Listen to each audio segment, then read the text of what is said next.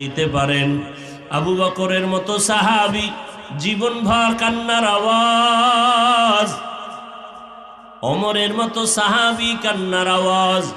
তাদের কত ইলম, কত আমল, তাদের কত তাকওয়া, আল্লাহর ভয়।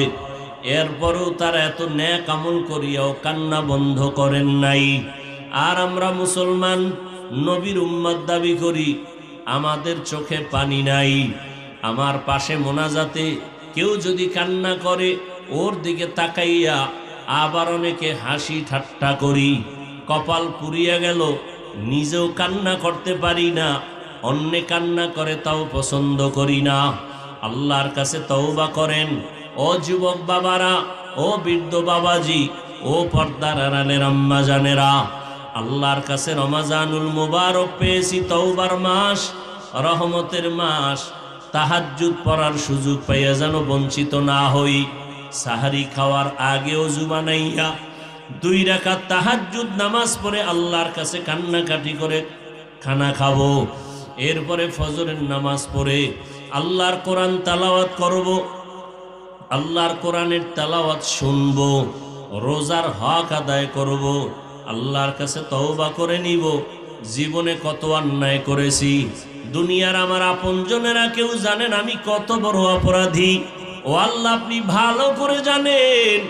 আল্লাহকে মনে মনে ডাকবেন আর বলবেন, ও দয়ার মালিক, আমার গুনার খবর আমার মা বাবা, আমার ভাই বোন আপনজন জানলে আমাকে কেউ সম্মান দিত না।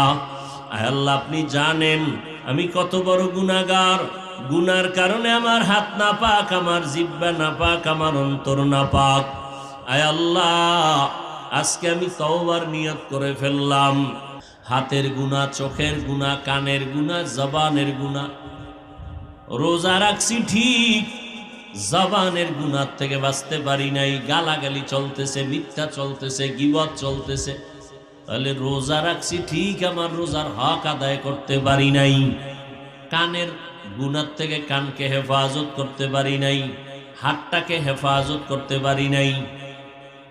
তাহলে এই রোজা আল্লাহর তাকওয়া অর্জনের জন্য হবে না। আল্লাহর ভয়, পেটের মধ্যে ক্ষুধা, পানির পিপাসা, সামনে পানি, খানা রেডি, আর বড় খাই না, ইফতারির বাকি আছে 20 মিনিট। যদি একজনের বলি দরজা আটকায় জনমের মতো ঠান্ডা পানি পান কর, কেউ দেখবে না, কেউ করবে? কার ভয়? এই আল্লাহর ভয়। এই ভয়টা বাকি 11 মাসও চালু রাখো।